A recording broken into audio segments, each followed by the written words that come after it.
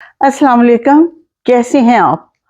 बड़ी मज़े-मज़े की वीडियो आप देख रहे हैं क्योंकि मुझे पता चल रहा है, वरना मैं तो कह रही थी कि मैं तो बड़ी डिसअपॉइंटेड थी कि पता नहीं वीडियो ठीक होती है, नहीं होती, आप लोग कैसा रिस्पॉन्स देते हैं। जब इंसान कोई नई-नई बात शुरू करता है, नया काम शुरू करता है, थोड़ा-सा वरीड तो होता है ना, लेकिन अगर अपनी ख़ामियों पे भी नज़र रखे, तो इंसान उससे भी अपना एहतसाब जो खुद करता है, वो अपने आप को मेंट करना करता है, अपनी तस्हीह करता है, अपने आप को एक अच्छे रास्ते पर लेके जाता है जिसमें वो तमाम खामियां जिनसे वो दो चार हो चुका होता है और सफ़र कर रहा होता है, उसको अगर उसको संवार ले, उसको सुधार ले, ये आप ही की फेवर में बात जाती है और आइंदा ज़िंदगी में आप बेहतरीन राह इख्तियार करते हैं और वो हरकतें नहीं करते जिससे आपने नुकसान उठाया हो। अपना नुकसान तो खैर एक बात है, दूसरों का नुकसान और ख़ास तौर पे अपने काम में एक सफ़र करना और जो जहाँ जिस इदारे में आप काम कर रहे हैं, उनको आपने परेशान करना या उनका नुकसान करना। बहरहाल, मैं आपको एक फ़िल्म के बारे में सुना रही हूँ। वो एक फ़िल्म थी आखिरी ख़त। उन दिनों आई वॉज़ टू बिज़ी, दिन-रात मेरी शूटिंग्स, दिन-रात शूटिंग्स और शाहिद साहब भी बहुत बिज़ी थे, उसमें वो मेरे हीरो थे। और हमारे वो प्रोड्यूसर थे मसूद साहब, अल्लाह ताला उनको जन्नत नसीब करे और उनके छोटे भाई थे कुकू और उससे छोटे का नाम था जुगनू। मुझे तीनों भाई याद है, जुगनू से पिछले दिनों मेरी मुलाकात भी हुई। तो वो आखिरी ख़त बड़े उन्होंने बड़ी मोहब्बत से, बड़ा एक पैशन था उनका फ़िल्म बनाने का। उन्होंने फ़िल्म शुरू की, फ़िल्म रोज़ाना शूटिंग्स रखते थे, होती थी। जब आधी फ़िल्म बन गई, तो ऐसा हुआ कि डेट्स आर्टिस्टों की मिलनी मुश्किल हो गई, मैं भी बिज़ी थी, शाहिद जो मेरे हीरो थे, वो भी बहुत बिज़ी थे। तो एक दिन ऐसा हुआ कि सेट पे मैं बैठे-बैठे मतलब मेरी मैं 2-2 घंटे दिए होते थे शूटिंग्स को, 2 या 3 घंटे, टेडी शिफ्ट भी एक होती थी। तो बहुत मुश्किल होता था इतनी सारी फ़िल्मों को टाइम देना, एडजस्ट करना और उसको मैनेज करना। It was very difficult for any person और आर्टिस्ट जो कि हू इज़ वेरी बिज़ी। बहरहाल, वो फ़िल्म शुरू हुई और फ़िल्म वो 50% बन गई। प्रोड्यूसर्स बड़े फ़राख़दिली से पैसा लगाया उन्होंने, बड़े अच्छे लोग थे। तो उस फ़िल्म को अ, आर्टिस्टों ने इस तरह ख़राब किया, जिसमें शायद मैं भी बीच में शामिल हूँ। शाहिद साहब सर-ए-फ़हरिस्त और प्रोड्यूसर डायरेक्टर बेचारा बेबस। वो इस तरह कि एक दिन मैं मेकअप करके टाइम पे पहुँच गई, बैठी रही, इंतज़ार करती रही। जी शाहिद साहब किधर हैं? किधर हैं? आ रहे हैं जी, बस आ रहे हैं। मैं मेकअप करके तैयार, क्योंकि 2-3 घंटे के बाद मुझे अगली शूटिंग पे जाना था।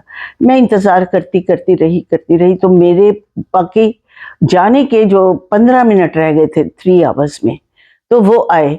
तो बहरहाल मैंने कहा कि आधा घंटा मैं उधर से लेट हो जाती हूँ, तो कर लें। उन्होंने ठीक है, उस दिन मैंने बर्दाश्त किया और उनकी एक सीन कर दिया।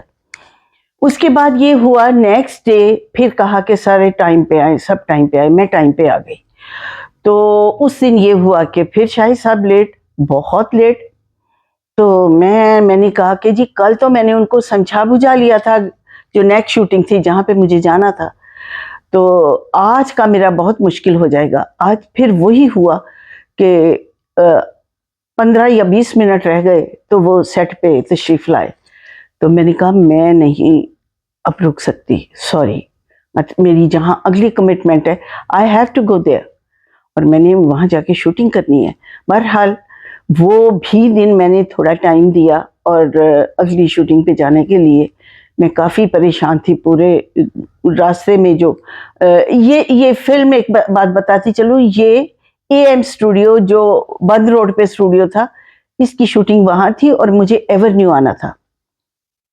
एवेन्यू और उसका काफ़ी डिस्टेंस है। तो बहरहाल दूसरे दिन भी लेट हो गई। तो जब तीसरे दिन ये हुआ, मैं इंतज़ार कर के मैंने देखा कि वो आ रहे हैं एंड अपने उसी टाइम पे मैं उठ खड़ी हुई, गाड़ी में जाके बैठ गई और मैंने कहा कि मैं आज अगली शूटिंग अपनी डिस्टर्ब नहीं कर सकती।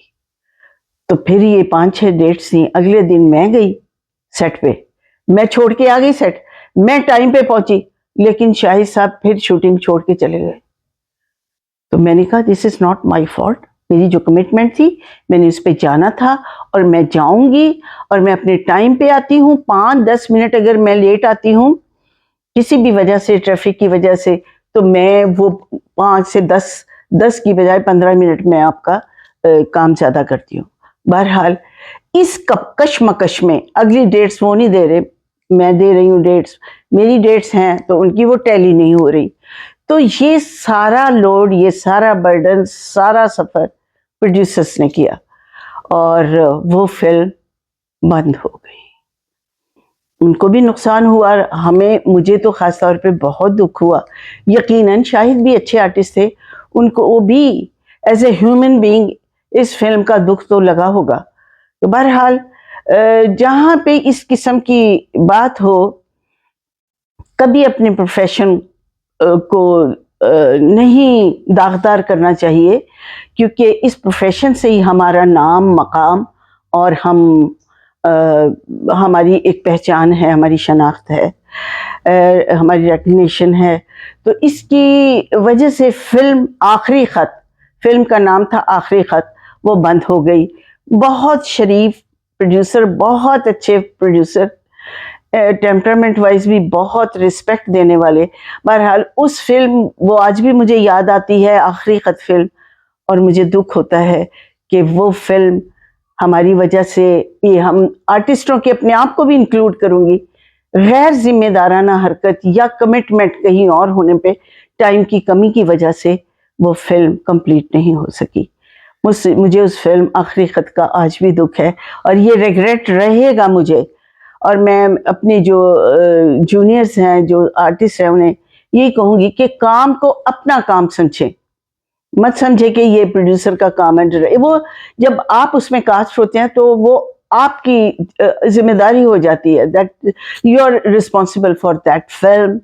कामयाबी, नाकामी, परफॉर्मेंस, पंक्चुअलिटी, ये सारी चीज़ें कंसिडर करती हैं। तो आइंदा फिर मैंने किसी फिल्म में भी कोशिश की कि वो फिल्म जैसे तैसे भी हो, बंद ना हो कोई भी फिल्म। ये बड़ा डिस्क्रेडिट होता है आर्टिस्टों को। तो ये किस्सा आपको सुनाया कि एक दिन वो लेट आया, दूसरे दिन मैं आई, वो लेट आया, मैं आई, एक दिन मैं उठ के चली गई, दूसरे दिन वो टाइम से पहले ही उठ के चला गया। ये इस चीज़ ने फिल्म को नुकसान पहुँचाया। तो इस तरह का किस्सा मैं फिर आपको सुनाऊंगी किसी और पिक्चर। इंसान को अपनी खामियां भी बतानी चाहिए, ये कि जी मैं बहुत अच्छा, मैं ये, मैं वो। तो ये था फिल्म आखिरी ख़त का क़ब्ल अज़ वक्त इख्तिताम।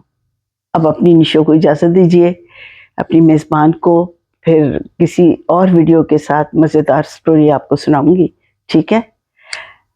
अपना ख्याल रखें, टेक केयर, अल्लाह हाफ़िज़।